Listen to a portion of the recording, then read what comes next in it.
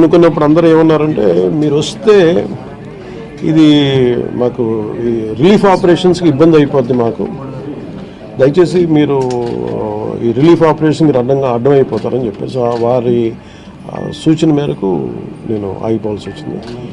ఇప్పుడు కూడా ఒకసారి వాళ్ళ నిర్ణయం తీసుకొని వాళ్ళు టేక్ కాల్ వెళ్తే అది సహాయపడాలి, కానీ మళ్ళీ ఇంకొక కేయాటిక్ మీకు తెలుసు కదా, అందుకని దాన్ని దృష్టిలో పెట్టుకుని కొంచెం చట్టపాయిస్తున్నాను అంత విషయం లేదు. కొంచెం ఇబ్బంది లేదంటే ముందు మెయిన్ అధికారులు పాపం గత 72 గంటల నుంచి వాళ్ళు నలిగిపోతాను నిద్రాహారాలు లేకుండా. సో వాళ్ళని దృష్టిలో పెట్టుకొని మళ్ళీ నేను వెళ్ళి సహాయపడాలి, కానీ మళ్ళీ అది అదనపు బరువు అయితే మళ్ళీ ఆ రెస్క్యూ ఆపరేషన్స్ ఇబ్బంది కలగకూడదని చెప్పి నేను దాన్ని దృష్టిలో పెట్టుకొని నేను స్వయంగా పర్యవేక్షిస్తాను.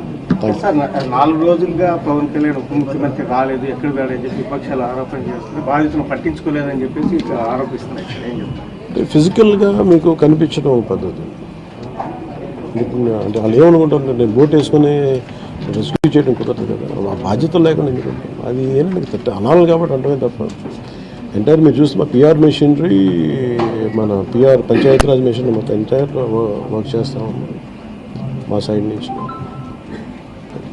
అంటే అట్లా కదా సార్, ధైర్యం చెప్పడానికి కూడా రాలేదని చెప్పేసి వాళ్ళు ఆరోపణ చేస్తున్నారు కదా, అది నేను అట్లా అనుకోవట్లేదు. అంటే ఏమైపోతుంది, ధైర్యం చెప్పడానికి వెళ్ళి ఒక్కసారి మీద పడ్డారు అనుకోండి, పరిస్థితులు ఎలా ఉంటాయంటే నేను మొన్న పింఛన్ డ్యామ్ దీనికి వెళ్ళాను, నేను వెళ్ళి సహాయ కార్యక్రమం అంటే నేను ఒక ప్రత్యేకమైన పరిస్థితిలో ఉన్నాను, అది మీరు అర్థం చేసుకోవాలి.